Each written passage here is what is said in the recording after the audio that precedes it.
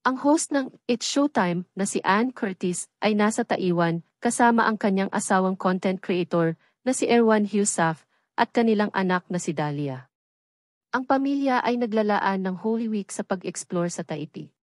Si Annie ay abala sa pagbabahagi ng ilang mga litrato ng kanilang pamilya bakasyon sa kanyang Instagram account.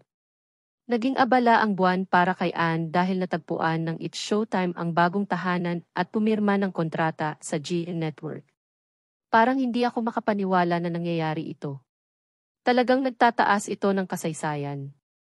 Ibig kong sabihin, hindi namin naisip kailanman sa aming pinakamalalim na mga pangarap na 15 taon na ang nakakaraan ng kami ay magsimula na sa aming ika-negatibo 15 taon, narito kami sa G-negatibo 7.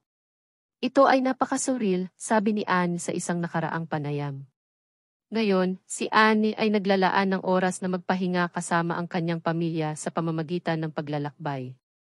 Suriin ang bakasyon ni Ann Curtis sa Taipei, Taiwan sa gallery na ito. Ann Curtis. Si Ann Curtis ay naglilibot sa Taipei, Taiwan kasama ang kanyang pamilya. Outfits. Ang kanyang asawang si Erwan Heussaff at kanilang anak na si Dahlia ay may suot na mga damit na tugma sa kay Ann. Pagoda. Namangha sila sa makukulay na pagoda na ito. Dried goods. Binisita rin nila ang palengke na puno ng tuyong mga produkto. Noodles. Sinubukan din ni Ann Curtis ang lutuing pansit na ito. Fish market. Makikita kaya natin ang mga seafood sa mga video ni Erwan Heussaff sa lalong madaling panahon. Seafood. Tingnan ang lahat ng sariwang mga seafood. Comfort.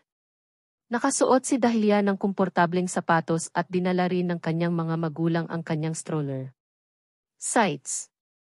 Nag-enjoy sa pagtanaw si Erwan Heussaff. Balloons. Nagtatanong kami kung nanalo kaya si Dahlia ng premyo habang naglalaro ng laro na ito.